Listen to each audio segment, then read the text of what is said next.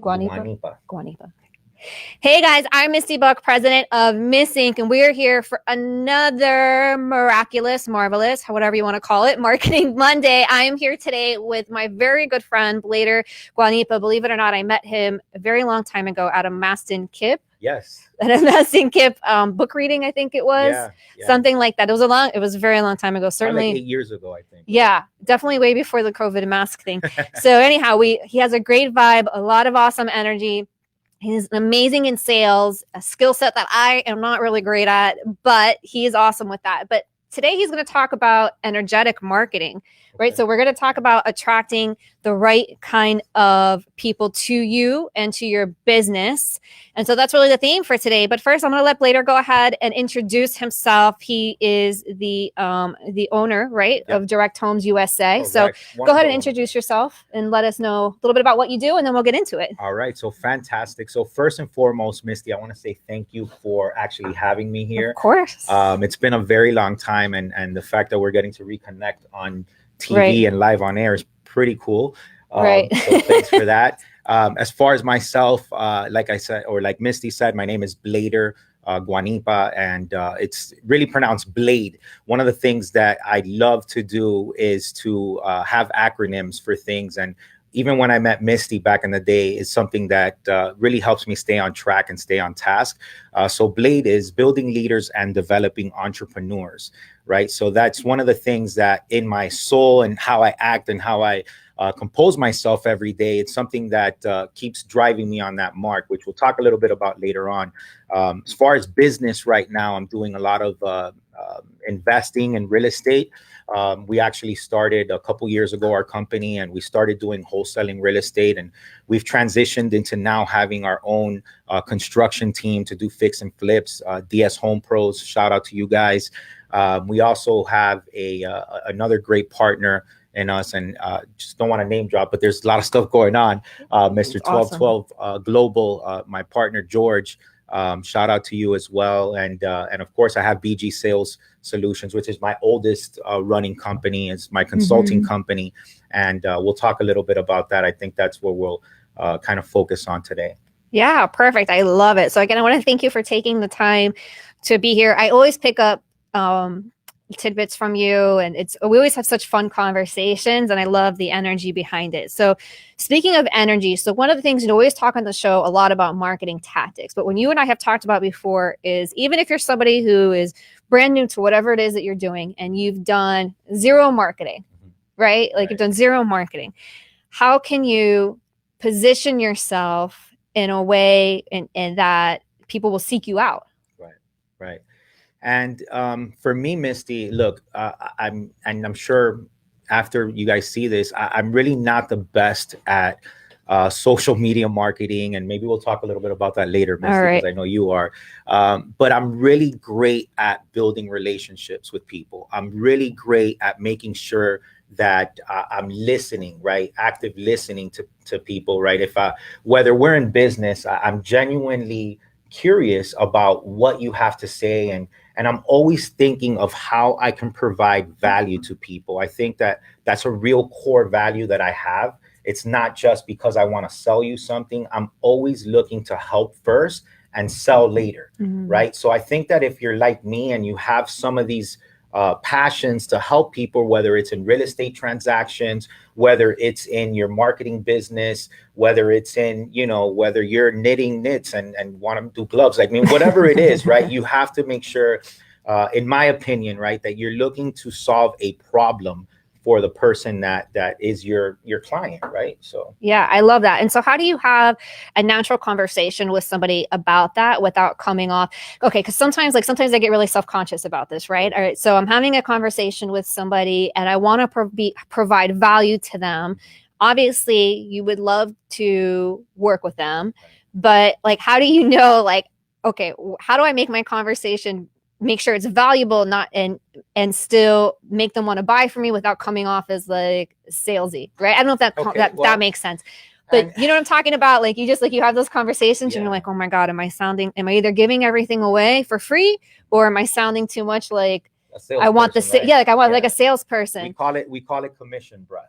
right? Commission sales, breath. Right? I love that. You don't want to have commission breath, right? Yes. What you want to do is you want to walk into a sales or negotiation with a, with this sort of attitude where, and I know this is hard to do in the beginning if you're just starting out, because you want to have every single client, you want to help everybody out, especially if you're, in a coaching type business or something like that. But the truth is that you have to realize that your product and your service is not for everyone. That's the number one thing I think that we really need to embed in our minds, is that our product or our service is not for everyone, right? Like a Toyota Camry fits a certain demographic, a Lexus, a Bentley, whatever it is, that fits a certain demographic. You have to know that not everyone is going to be able to attain that or to acquire it, and people don't want to, right? So one of the things that I tell my guys, my team, to lead with is always go and seek for the no. Right. So even when I call people and we do a lot of cold calling to attract, sellers or whatever it is. Right. The first opening line that we use is, hey, Misty, did I catch you at a bad time? Right. So a lot of people say, hey, did I catch you at a good time? Looking for a yes. Right. But if you look for a no, it tends to hit a little bit different. And you're like, no, it's a good time. Right. True. That's true. That is true. Right. Or you'll say, yeah, you know what? You're giving them permission to tell you no, which most salespeople or rookie salespeople don't do. So if it's not a good time, you don't have somebody on the phone just nice and wanting to just not be rude to you and get you off the phone and not really paying attention. What you want is for them to tell you, you know what? It's not a good time. Give me a call back at this time. So it's being authentic as well, and allowing your client to be authentic and open and honest with you. Yeah, I love that, because imagine if you were the one getting a call and someone says to me, oh, do you have a few minutes? Thinking, okay, fine. Like, now I feel obligated to say, yes, I have a few minutes most of the time, unless I'm like, really crazy, then I'll say, actually, no. But if you say, is this a bad time? And I feel like I have permission to say, actually, I have a few things going on right now. Can you call me back at this time? Right. So that's an awesome tip. I love that one. Right. So, and what you're doing there, Misty, is you're really just taking the pressure off, right? You're taking the pressure, that sales pressure, because let's be honest, anytime that you talk about your business to someone, for the most part, if it's a client, and you want to sell them, you really can't, again, if you're not trained, skilled, and things like that, you're gonna oversell it. If you're, the 80-20 rule in sales or wherever it is, right? We want to make sure that whoever our client is or whoever the person we're attempting to sell to is the person that is talking the most, right? For 80% of the time, you only want to ask questions and kind of lead them into a discovery where they're like, wow, you know what? I actually do need your services. Right. And that's, that's kind of like what you want to do with them. I love that. So when you're talking about, attracting people in and by setting out the right energy, what are some of those questions that are good to ask? So again, leading into questions that for me are going to be no questions, right? And I'll give you an example. Okay. As an investor, right, we're up against, everyone and I was going to say everyone and their mom, but whatever. I mean, and even their mom, because they can sell their property to their mom, right? Or to their neighbor, or to, they can list it online. Right. There's a lot of great options. We buy properties all cash. So what that means is that we're going to need a significant discount to be able to buy that property, flip it, make some money on it. So we're not a good fit for everyone. Right. If your house is beautiful and you want top market for your house, you have 6 months to list it in the market. And you know what? I want to know that up front. I want to know that as quick as possible so I can move, so I can serve the right person.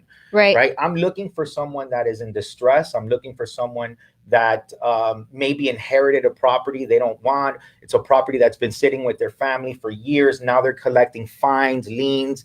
Maybe they have squatters. Maybe, again, it's a problem property, right? So we're looking for a specific type of client.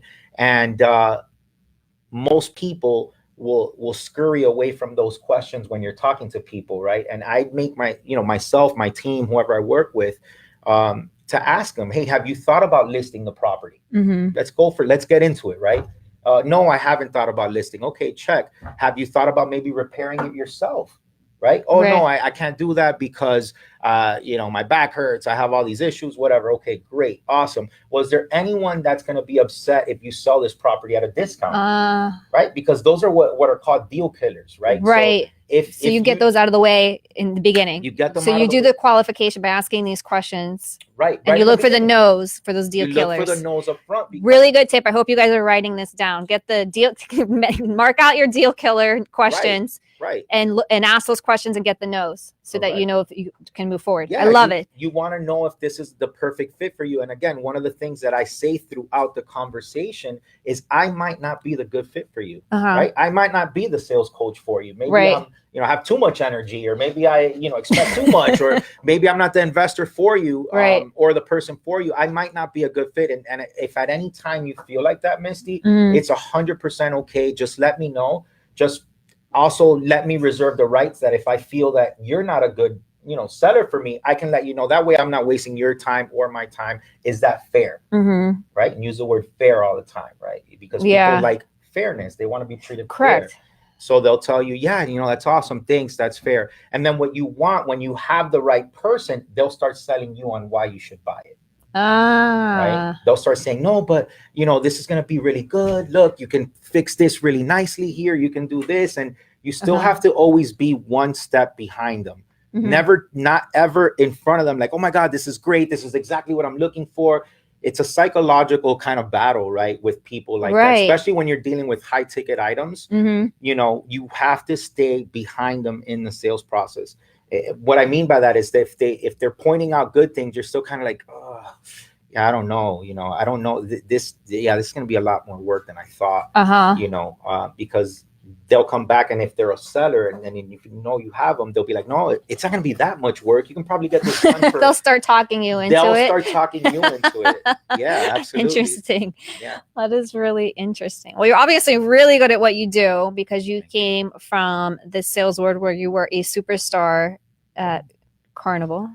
I don't know if you even want to go there, but that's where you were when I met you. And we don't have to talk about that, but like this is like your thing, like you've helped me over the years. And we do talk a lot about attracting the right people. And I love that idea that you brought up of going for the no, but then also keeping in mind that you can't service everybody, because I think our egos get really caught up in that. Right. You don't like, we've learned not to like the word no, haven't we? Right. So can you talk about that for a little bit? I love this concept. Sure. So, look, you just got to get comfortable with it. And you have to realize that just like you, a lot of people are not comfortable with saying no. So when they come across someone that they think is an adversary, right? Because in sales, I hate using the word adversary, but in a negotiation, we're nice, we're happy, we're good. But there comes a point where gloves come off, and now we're talking brass tacks. We're talking sign this contract, sign this deal. How much are you charging? X, Y, Z. And that's when it gets sticky. Because I'm sure for everyone out there, just like me, just like anybody, when you're talking about your product and service, you're like, oh my God, it's great. Yeah, oh my God, it's awesome. And then when they're like, oh, well, now let's talk about what I charge. The numbers. The numbers, right? And that, right? So how do you transition into that without feeling salesy, right? And you got to do it for yourself. It's not for them, it's for you, right? So you got to say, hey, look, and just be honest, right? What happened to honesty in sales? What happened to honesty in again, being authentic, like we talk about all the time? Say, look, this is a part I hate. I wish I can do this for free, but I really can't, but my schedule's tied up. And again, we won't even get into that, but typically something like this for other people, whether it's coaching, whether it's whatever, some people are charging $30,000, $40,000, $10,000, whatever. But here's what I can charge. Right? So what I would do, I'll use a better example. I'll use what I do in real estate. Okay. Right. So in real estate, I train my team to do this, is that I let them know, and this, whoever's my seller shouldn't be watching this. But. Well, we have some comments here, by the way, not to distract you, but we got a couple comments up here. Okay, awesome. Hey, Mitchie. Anyways, I don't know where you're looking at, but anyway, so seller wise, or I say sellers, but it can be somebody that you're selling to, right? Is we call in sales is anchor them, right? You want to anchor them either very high or very low, depending on what you're doing.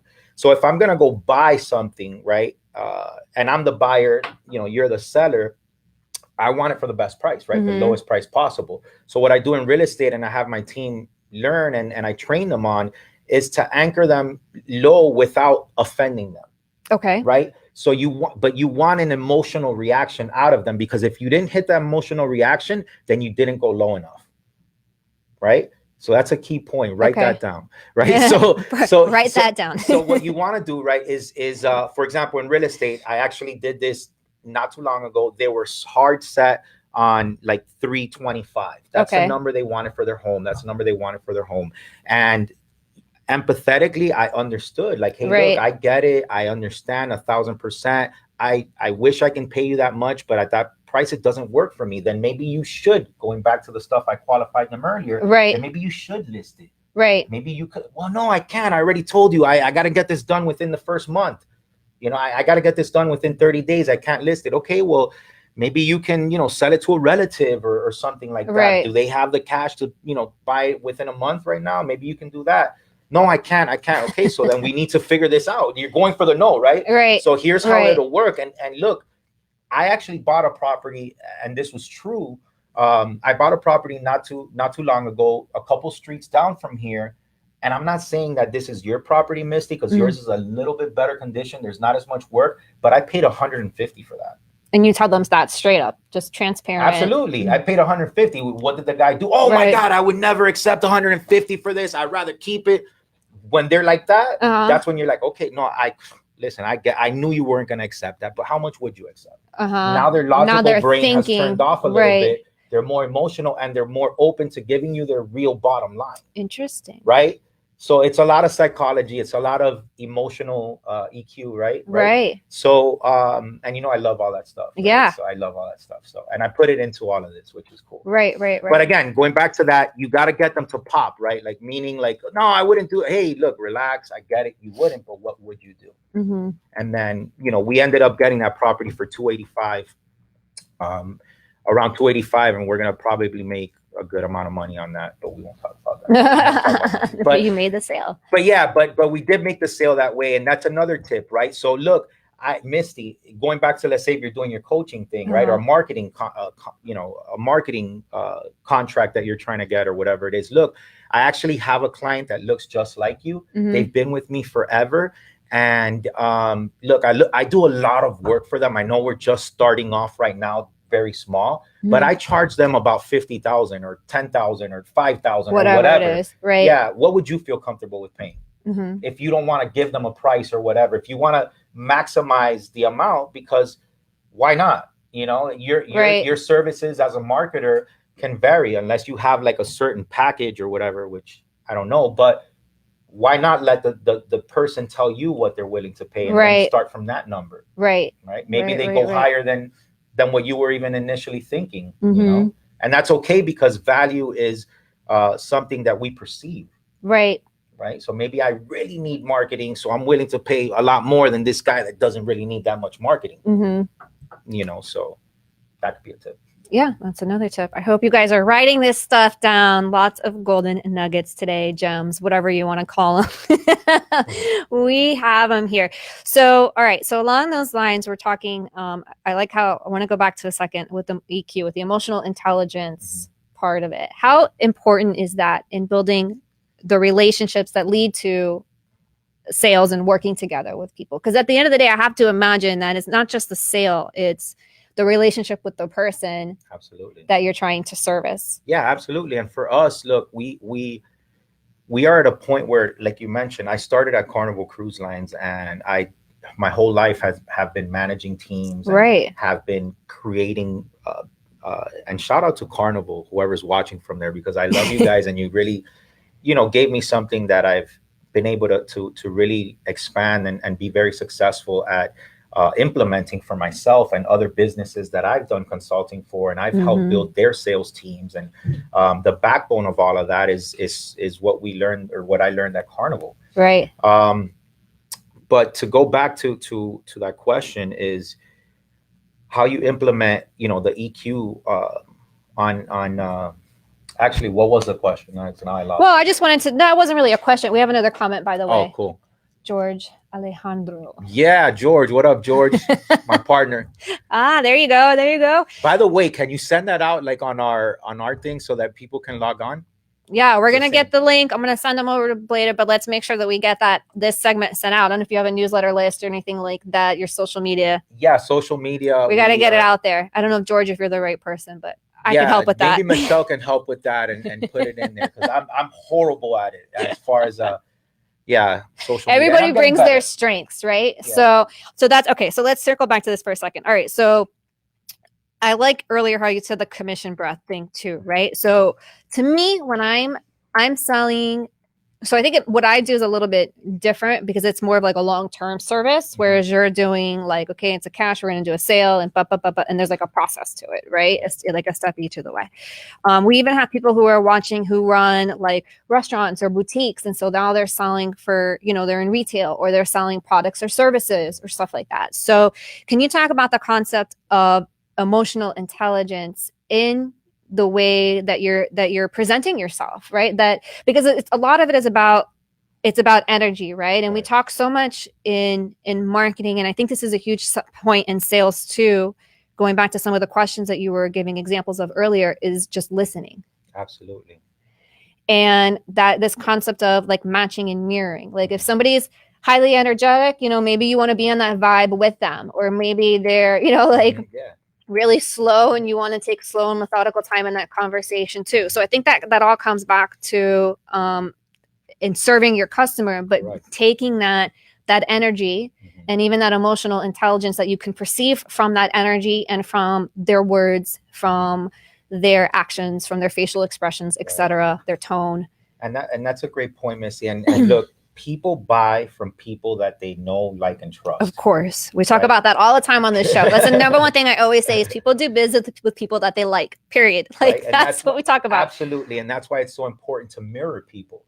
That's why it's so important to feed off of energy. Right. And it's okay to recognize that there's something not gelling with this person and there's something, and that's what, as us doing the sale, I guess we have to also recognize that too, because do you want to get into something that is not going to work and be in a position of letting that go, right? Because, again, without getting too much into it, right? What is real cannot be threatened and what is not does not exist, right? Well, there you go. What is that from the, I forgot from where it's from, but we'll quote that later. Yeah, we'll have to pull that quote. That's a good one. Of Course in Miracles. Oh yeah, I haven't seen that one. That's awesome. Okay. But yeah, so just having that attitude, like if we're meant to be, we will be, and if not, it's okay. Right. Right. So I think that's very important, and to come from that position of power, that that you are serving them, and if they don't see it, they don't want it, they can't understand it, then that's okay. Right. Right. And letting that go. So. Learn how to, I'm huge into learning, that I'm huge into I definitely have a huge student mentality. I think psychology is so big in sales and understanding people and communication and being able to really to serve those around you. And whether you're in the restaurant business, whether you're in real estate, we also have long-term relationships because we partner up with investors. If you don't know how to invest and you're wanting to get started, we also have it through osmosis, right? That happened to me because, again, I have a giver's heart, and there's people that are always asking me. So I've gotten, I told you, like gigs on coaching, on real estate, and it's just sort of become a side hustle for you. It has just become a side hustle. That's why you can't find it online. You can't, but people that I do business with, investors that I do business with, they're like, man, I love. Just because how you have this process on how to begin and how to do it. And I've gotten clients that way, and I'm doing what I love. I'm sales training, I'm helping people, and I'm talking mindset and all of that because it's all of that. Right. So I love it. So yeah. I love it. All right. So we are probably going to run out of time soon, but what is your number one or two or three, and because this might be a hard question, mindset tip? Oh, that's a great question, actually. First and foremost, could be difficult. It's a big question. I'm going to ramble on this one because I love it. Let's do it. So number one is give yourself a purpose, right? So I always say, and you will see this in my social media, which is stay sharp. Yes. As blade, right? Blade and stay sharp go hand in hand. And being sharp or staying sharp to me is success happens among relentless passion, purpose, and pursuit. So anytime that I feel bad or depressed or anxious or whatever, it's because I'm off my purpose. And I tell this to my kids. I have videos of my kids like, stay sharp. Like, because to me, it's like, and Earl Nightingale says that, success is the progressive realization of a worthy goal. And I really took that in, and I was like, man. And he says in The Strangest Secret, he talks about how if you want to be a teacher and you're teaching, you're successful. If you want to be a plumber and you're doing plumbing, you're successful, right? It's the progressive realization of, I came to find that being in that for me was success, right? The money that I make in real estate is cool. And I make a lot of money in real estate, but like all of that is it's a good time. and it really is, though. It really is. But I am fulfilled by doing those things that I love, that are free. Those things are free to me. I've learned how to make money out of them, which is amazing, right? Right. So I'm getting paid for stuff that I love to do. But again, just know what you want, right? And another one that I'll leave you with is a goal. And this came up to me as I was kind of preparing for this show. I was kind of thinking, like, how have I gotten myself from places that, I've always haven't been maybe as confident, or whatever the case is knowing what the end goal is, knowing what the target is, and just always progressing towards that. I'm always happy if I'm progressing towards it. When I fall off of it and I'm not doing that, I kind of can calibrate and just, okay, doesn't mean that you have to have like a huge jump. Like if you got into real estate today, am I going to make $100,000 right now on my first deal? No, but if you got into real estate and you weren't into it, that's a win, right? If you learn how to talk to a seller and you got it under contract, that's a win. Right. If you get your first marketing deal, that's a win. Right. So, so know that it's a process, and be happy in that process. I know it sounds like one of those things that people just say, but if you're happy in the process, you're going to succeed. Yeah. Well, they say it's the journey and not the destination. Right. And you can get really caught up, I think, in the day to day. And we talk, like, gosh, I guess I could talk about this forever too, but you talk about different like motivation types and things that motivate people, and you take all these personality tests and this and that, and you find like, those are important to do because you want to find out, like, I recently found out, and I've been telling everybody about this not too long ago. I took one of those tests and it was like, oh, Misty, you're motivated by achievement. I was like, I'm motivated by achievement. Like that took me by surprise. But then I started to think back and I'm like, oh my God, yeah. Anytime I feel like I'm not moving forward, I feel really bad about myself. Right. And so I think people are motivated by different things, by service or whatever. So to your point, I think that mindset of knowing your purpose, checking in with yourself, especially when you feel off. Right. And then finding a way to just remind yourself of that purpose as you're taking the journey towards the goal.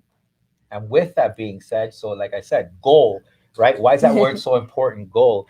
And for me, I created an acronym for it. So if, again, you guys want to write it down. He's like the acronym king. I love this. It came out quick. It was like, I love it. So it was, what's a goal, right? And it means to get organized and live successfully.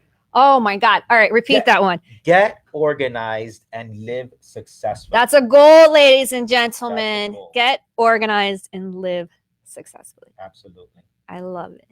Cool. So do we have more time or what? Well, we're running out, but maybe you can come back on another day because it sounds like we have so much more to talk about. We'll definitely get this shared on Our Not Works. And then I see your people have already got it. They're already sharing it. They were talking about that. So we're good there. I want to thank you for coming. Again, I think this is something that we could talk about forever. If you want to reach Bleider, how can people reach you? You can reach me really at Facebook. I just have had it for a while, and it's really the only social media that I use horribly. I know. Instagram as well. We have one for the business at Direct Homes as well. Just at Direct Homes. At Direct Homes USA. At Direct Homes USA. Yeah, okay. We'll put the right link, I guess, or no. But anyways, yeah, maybe at Direct Homes, or reach me at Bleider Guanipa at Facebook. Connect with me. We got your website up right now. Our website is up as well. Yeah, the website's there. You can reach me on the website as well. But again, man, reach out to people, reach out to mentors. We all got to start somewhere.